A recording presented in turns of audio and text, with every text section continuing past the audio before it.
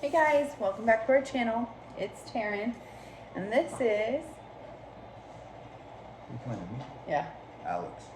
Alex. Oh, okay, so that's short and sweet. That's my husband, Alex, the one that everyone seems to like to hate in the comments. And this is our daughter, Ayla, and this is our daughter, Miss Amelia. And this video is going to be all about how, basically catching everyone up from June until now, basically from the 8 months or 9 months that I didn't post. There was a lot going on, and there's lots of reasons that I didn't post, but overall we just wanted to make this video to catch everyone else up on what happened, I guess, within that time. In June, the last video I made was a pregnancy announcement, and I was pregnant with Miss Amelia. And she's here right now, huh? She's here now. And so then when we moved into the month of July, Alex got notice that he had to go to MOS school for the Army. So he was going to be leaving, and it was going to be around 6-month stint that he would need to be gone.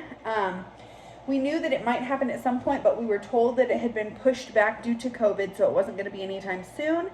And then it was kind of like a bomb was dropped on us, and they were like, boom, you have to go now. So we didn't get a lot of notice. And he left in July, and then the rest of July, we started packing our house. At this point, Anaya's with us for the summer. So if you're new to our channel, Anaya's our 10-year-old daughter. She lives part of the time here with us and part of the time with her mom in Pennsylvania. And she was here, so her and Ayla and me, pregnant with Miss Amelia, started packing up our house.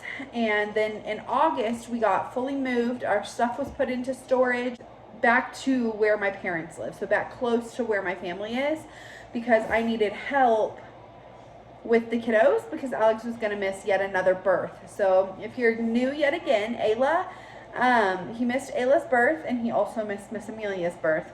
And those videos of his homecoming are up, and I also have a labor and delivery story for Ayla up. I need to make one for Amelia. I just haven't got to it yet. So then after we got moved back in August, we kind of just hunkered down and got ready for Miss Amelia to be born. She was born in September, on September 17th. And her due date was September 22nd, so she was due just about a week early, and everything went well. I had a scheduled C-section, and it was kind of pretty easy. We went in, had a baby, and went home, so it was pretty nice. I mean, I had recovery time and things like you normally would expect, but having a baby during a pandemic is a little bit different, with not being allowed to have visitors, and just the rules are a little different. You have to wear masks. That kind of sucks, but it was what it was, and we did what we needed to do. And then in October, Amelia was only about a month old, so we were trying to mostly stay inside. We did have a fun Halloween, and the girls, we wrapped Miss Amelia up and put her in her car seat so she couldn't really be around people yet, and we pushed her around and let Ayla walk around the lake and do our little trick-or-treat in our hometown there.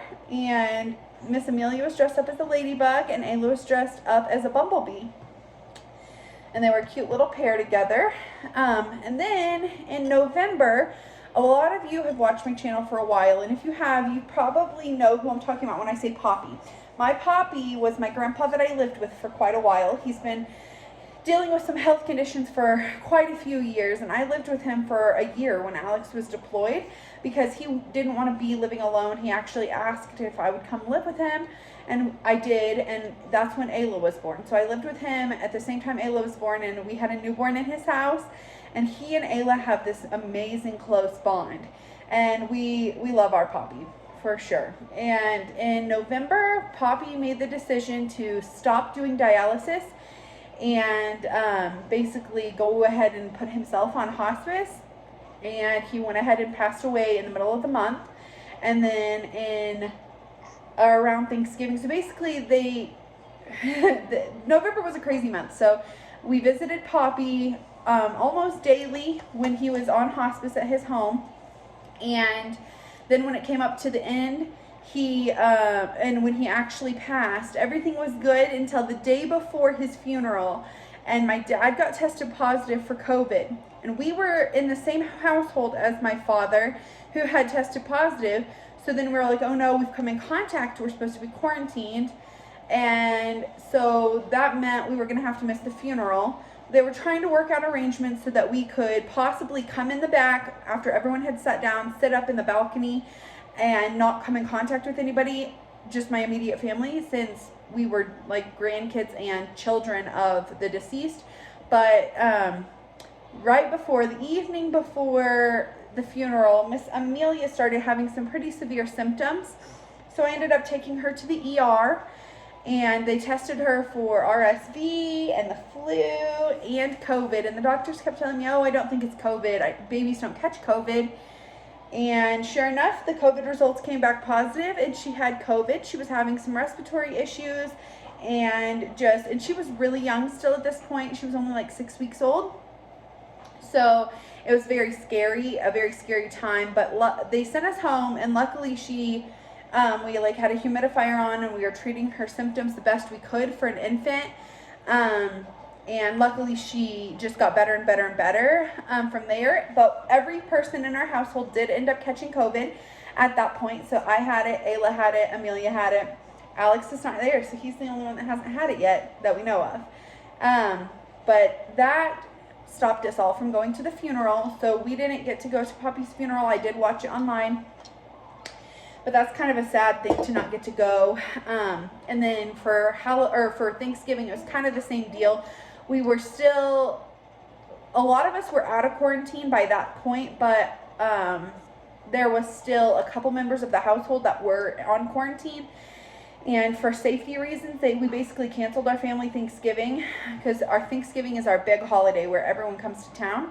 And we basically just celebrated with my mom and dad and locally with them, and none of our other family members. We still had a good day. It was just not the same. Then in December, Alex got to come home. So he came home a week before Christmas, and we got to get the girls all dressed up, and we had a little military homecoming. And then we did have a small little homecoming party for Alex. We were, safe and watched our numbers and everything like that. But we did do that so that he could see his family and friends and things that he hadn't seen for the whole time he was gone. And the girls got to dress up all cute and see everybody, and that was a good time. And then for Christmas, we celebrated with both our families, but mostly my family on Christmas Eve and Christmas Day. We went to my family's house and we celebrated, and it was kind of fun. We had all of my siblings in the same household for Christmas, and I have a brother that lives in Iowa, and him and his new wife, they were there. Alex and I and the kids were there.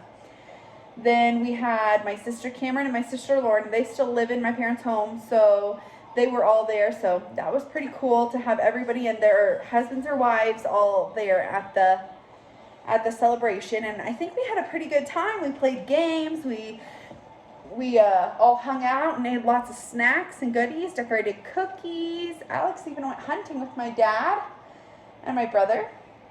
So that was pretty cool. And then in January, we made the move, like the very end of December, we ended up making a trip up to Colorado to check out a place to live that we had seen online, that we had been looking at, because we knew we'd be moving at the first of the year.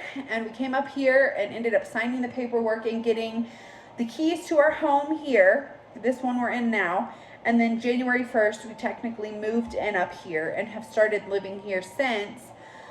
We are back in Colorado now. That's where Alex works full time. And we had all our things delivered from the storage here, and we were able to unpack and start this as our new home. And then basically now we're at now, which is February. And in February, it's basically just been adjusting to our new home and just getting used to like the new area, not knowing as many people. It's bigger. We are in a different city than we were in prior to this. So in some of our old videos, you knew we were living in Pueblo. We're no longer living in Pueblo. We're living in another city in Colorado. But so far we like this area a lot better, and we have had a good experience so far living here. The apartment we live in is very nice. It's beautiful. I don't know, you can't really see much in this video in this angle, but we love it so far, and we're having a great time adjusting. You what? Oh, hi. Hi, do you have anything you want to add, Alex? He doesn't talk much, guys. I'm the talker of the group.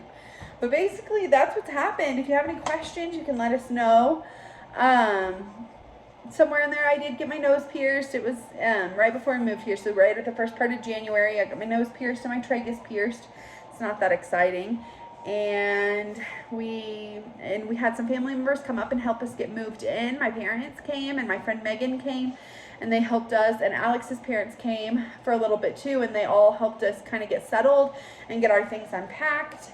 And it's been nice having family come up and also to just get settled. We are trying to still be careful because of COVID, and there's a new strain of COVID here in Colorado, so you have to be extra careful, I guess. So we're trying to stay home as much as possible and just get reacquainted with new doctors and new everything. When you move states, you know, there's a whole list of things you have to do. So that's what we're in the process of doing now, and we will keep making videos coming forward for you guys, and we're excited to take you on this journey with us.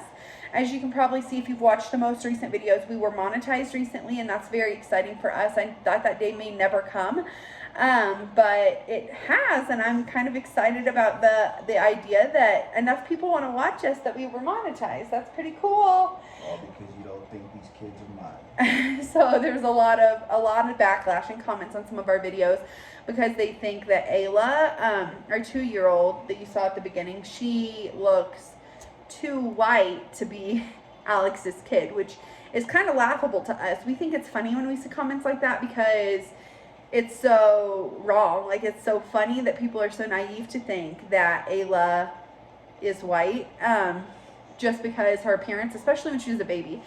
Babies, especially biracial babies, are born a lot lighter than they usually are, like at their full color. So Amelia's a lot darker now than she was when she was first born, but she will be darker than Ayla. But that's just how it is. Every baby is different. Every baby is, there's no cookie cutter to say, just because he's black and I'm white, our babies are gonna look like this. So people think because he's really dark that our babies will come out looking pretty dark, and that's not how it works. Just genetics wise, it's just a biracial baby is a biracial baby. Some of them look really light, some of them look really dark, some of them look in the middle. That's just how it is. And so the comments that we're getting kind of make us laugh. He thinks that it's funny that everyone keeps telling him to get paternity tests, because there's no doubt in either of our minds that Ayla's our kid. So it is what it is, but we will keep making some content for you guys. Can't wait to share more with you, and we will see you guys in the next one. Bye.